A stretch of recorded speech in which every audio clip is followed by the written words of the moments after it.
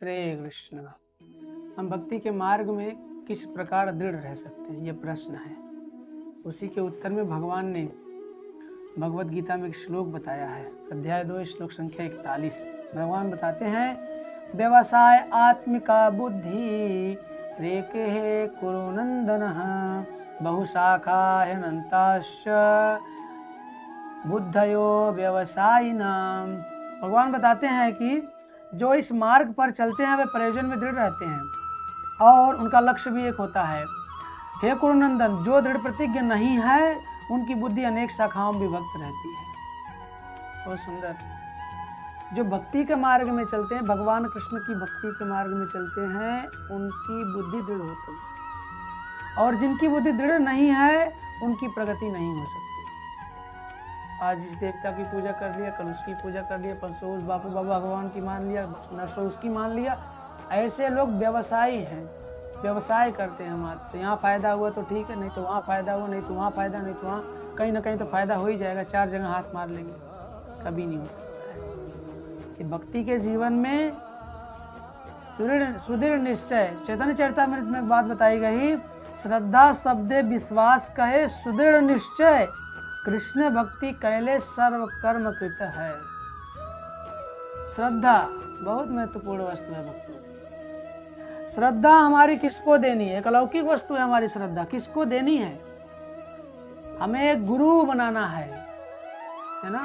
संसार भ्रमिते कौन भाग्यवान जीव, गुरु कृष्ण प्रसादे पाई भक्ति लता बीज। गुरु और कृष्ण की कृपा के बिना हमें भक्ति मिल नहीं सकती, बिल्कुल नहीं मिल सकती। तो हमारी श्रद्धा एक योग्य गुरु को देना है।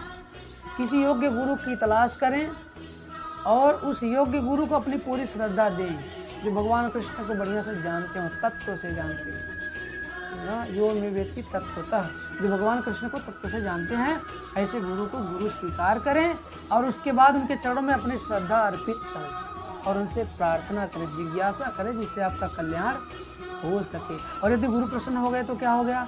यस्य प्रसाद भगवत प्रसाद, यस्य प्रसाद न गति कुतोपि।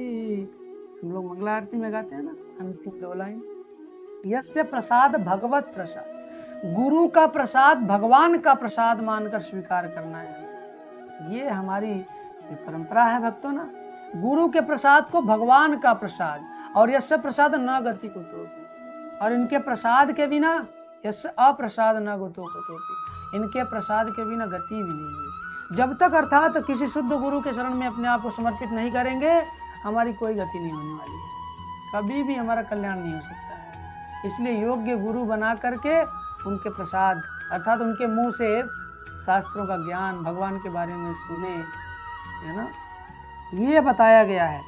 और उनसे याचना करें, प्रार्थना करें, है ना, उनसे प्रार्थना करें किस प्रकार हमारा आत्यंतिक क्षेम हो सकता है, हमारा कल्याण हो सकता है।